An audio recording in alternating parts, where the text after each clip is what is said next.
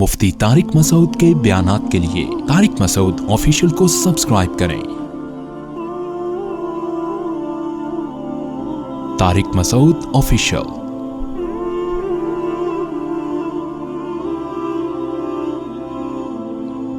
ایک خاتون کا فون آیا، انہوں نے کہا کہ میرے شوہر نے مجھے یو ایس اے میں ڈیورس دی ہے، طلاق دی ہے، اور اپنے شوہر کی برائیاں کرنے لگی۔ وہ صحیح کیس تھا، انہوں نے مجھے اجازت دی ہے میں نام لیے بغیر یہ واقعہ سنا دوں۔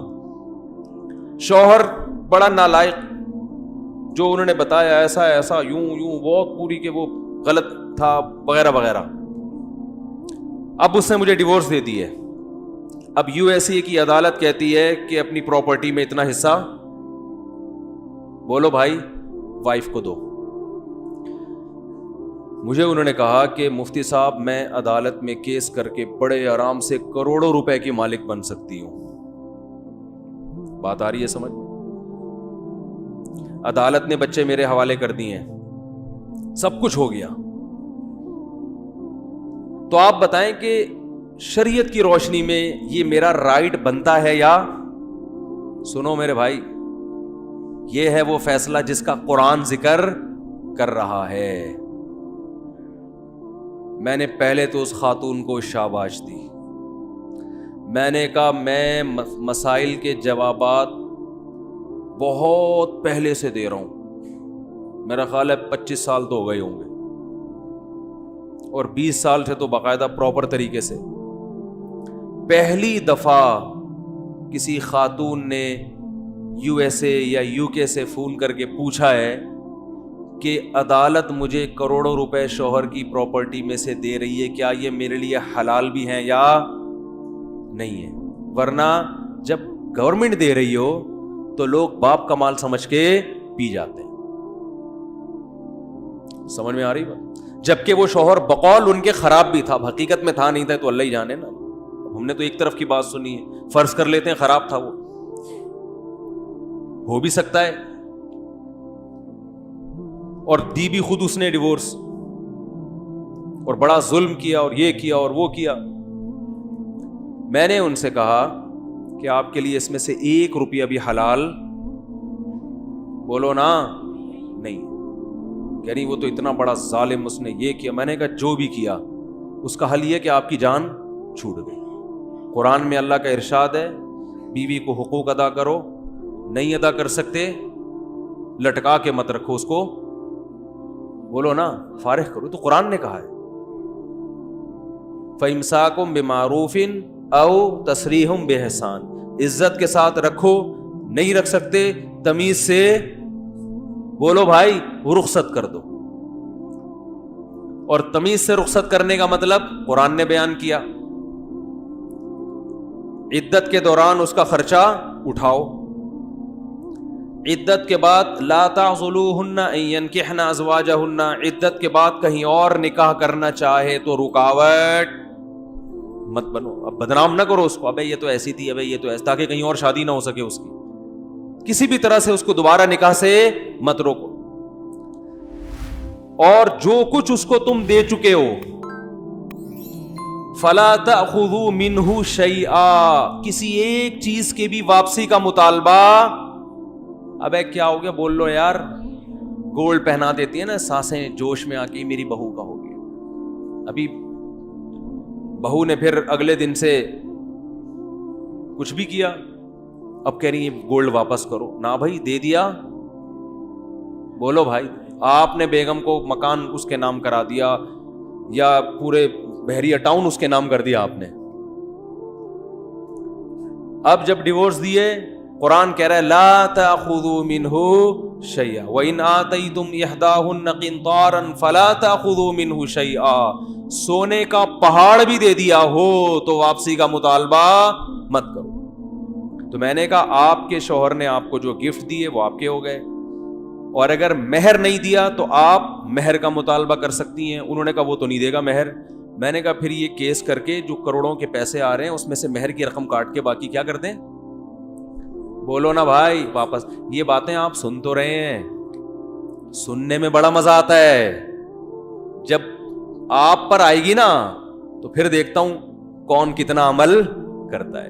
سننے میں بہت آپ کو ایمان تازہ ہو گیا, اس خاتون کے زندہ باد کے نعرے لگاؤ بھائی, بڑی نیک خاتون تھی, واہ واہ واہ واہ واہ. لیکن پریکٹیکلی ایسا ہوتا, بولتے کیوں نہیں ہے, وہ تو بڑی نیک, میں نے تو اس کو بڑی دعائیں دی. میں نے کہا آپ تو ویسے ہی لگ رہے ہیں انشاءاللہ جنت میں جاؤ گی. کروڑوں روپے کون چھوڑتا ہے بھائی, اچھی خاصی جائیداد بن رہی تھی, اور پھر شوہر نے اتنا ستایا بھی ہو, پھر تو یہ تو بھی یہ ستانے کا کفارہ ہے, کفارے کے نام پہ.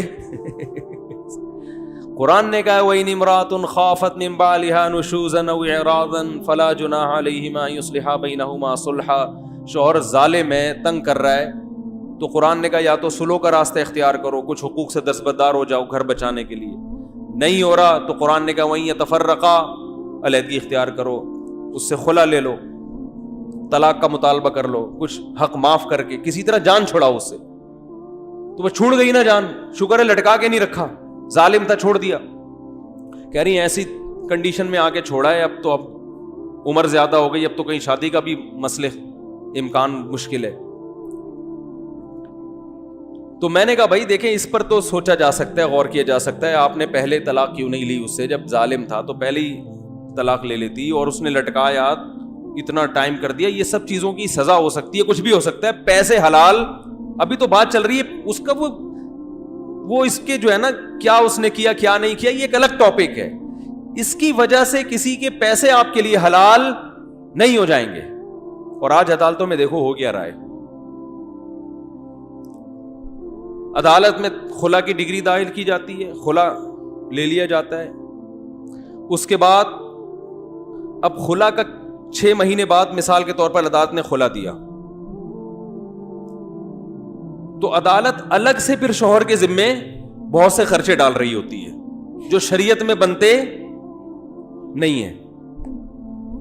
بہت کچھ الٹا سیدھا ہو رہا ہے.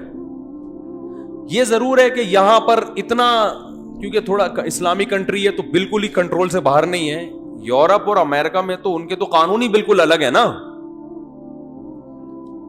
تو یہاں بھی آپ پر لازم ہے کہ عدالت کے فیصلے کے بعد آپ کسی مفتی سے, کسی مستند دارالافتاء سے, اور یاد رکھو کسی شخصیت سے رجوع نہیں کرنا چاہیے, اداروں سے رجوع کرنا چاہیے, کیونکہ مفتی آج کل مارکیٹ میں ہول سیل کے حساب سے مل جائیں گے آپ کو.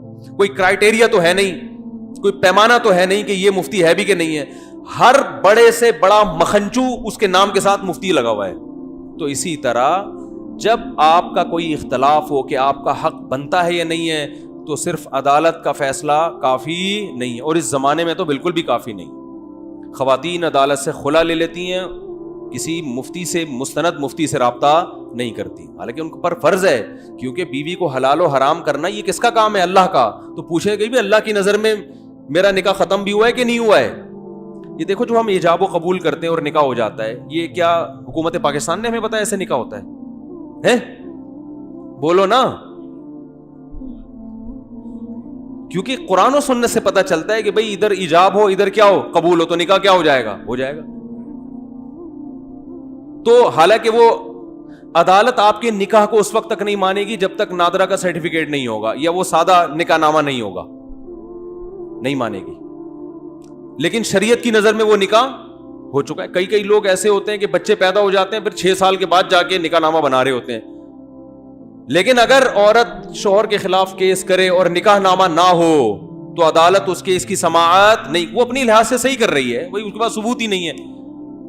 لیکن عورت کے لیے کیا اس بیس پہ شوہر کے خلاف کیس کرنا جائز ہوگا؟ نہ شوہر کے لیے بیوی کے خلاف کیس کہ میرا اس سے کوئی تعلق ہی نہیں ہے, یہ بلا وجہ اپنے آپ کو میری بیوی کہہ رہی ہے, حالانکہ میرا تو اس سے کوئی تعلق نہیں ہے, اور دلیل یہ دے کہ میرے پاس نکاح نامہ نہیں ہے. تو بھائی نکاح نامہ نہیں ہے, لیکن آپ کا نکاح بہرحال ہوا ہے. شریعت کی نظر میں یہ آپ کی وائف ہے, آپ کے ذمہ اس کے حقوق ادا کرنا. لہذا یہ آپ پہ جو مالی خرچے ڈال رہی ہے عدالت میں کیس کر کے, عدالت تو کیس کو بری کر دے گی, لیکن شریعت کی نظر میں آپ بری نہیں ہوں گے. بات آ رہی ہے سمجھ میں کہ نہیں آ رہی ہے؟ تو ایک بات کا آپ کو اپنے اوپر لازم کر لو, دیکھو یہ باتیں دنیا میں سمجھ میں نہیں آئیں گی, لیکن اللہ کی نظر میں ان باتوں کی بہت ویلیو ہے. اللہ بس یہ دیکھتے ہیں کہ یہ مجھے کتنا مانتا ہے. اللہ کو ماننے کی علامت یہ ہے کہ آپ کے آپس کے اختلافات میں آپ شریعت اور اسلام جو اللہ کا دین ہے اس سے فیصلہ کرواتے ہو یا نہیں کرواتے. اس کے علاوہ اللہ کچھ بھی نہیں دیکھتا, کیونکہ اللہ کی نظر میں قرآن میں 2 جگہ اللہ نے فرمایا ان الدین عند اللہ الاسلام, دین اللہ کی نظر میں صرف کیا ہے؟ اسلام ہے. اس کے مقابلے میں کوئی قانون, کوئی لا اللہ کہتے ہیں وہ اس کے بعد ہے. سب سے سپیریئر کیا ہے؟ مسلمان کی نظر میں کیا ہے سب سے سپیریئر؟ اسلام. بس اسلام جس چیز کو صحیح کہے گا وہ صحیح, جس کو غلط کہہ دیا وہ غلط.